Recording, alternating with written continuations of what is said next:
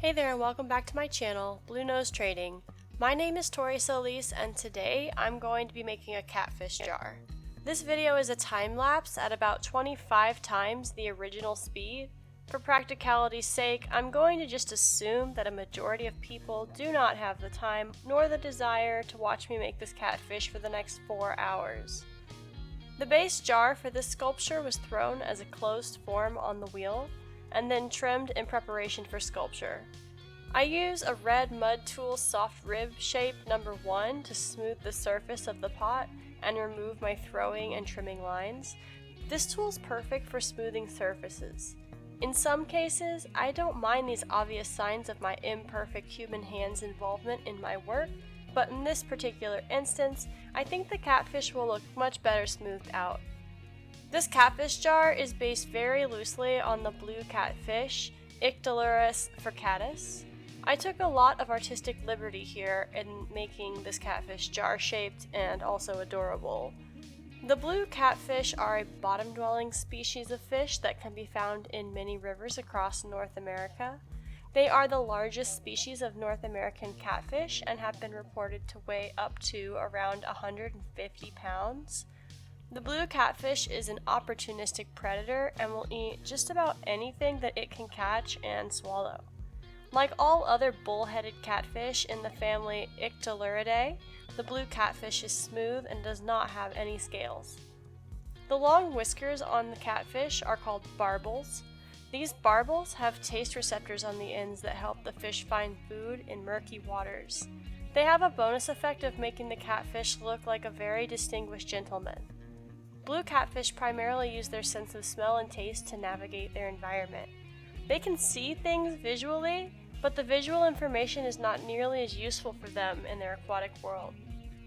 I wonder what it would be like to perceive my world primarily through my sense of smell. On a human scale, I feel like I have a particularly sensitive sense of smell.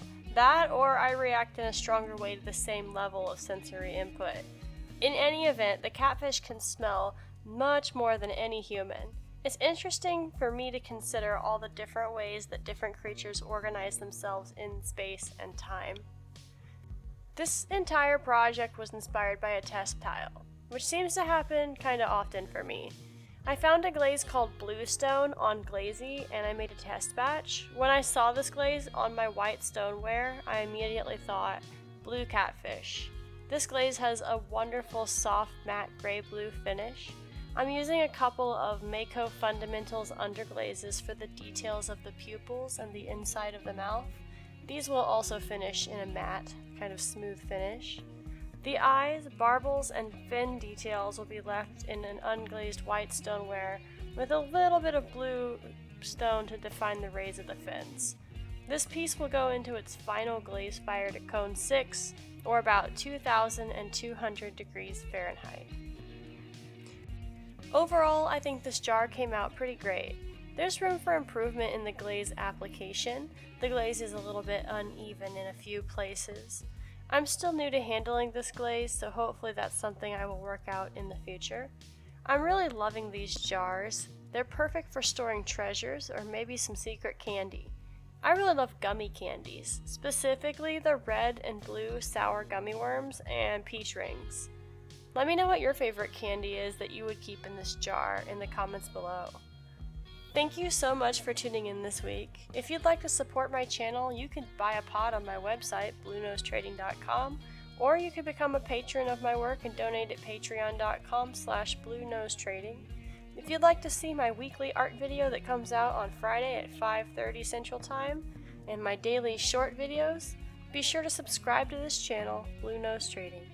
Thank you for being here. Remember that you are important, you have great ideas, and drink lots of water. I will see you next week.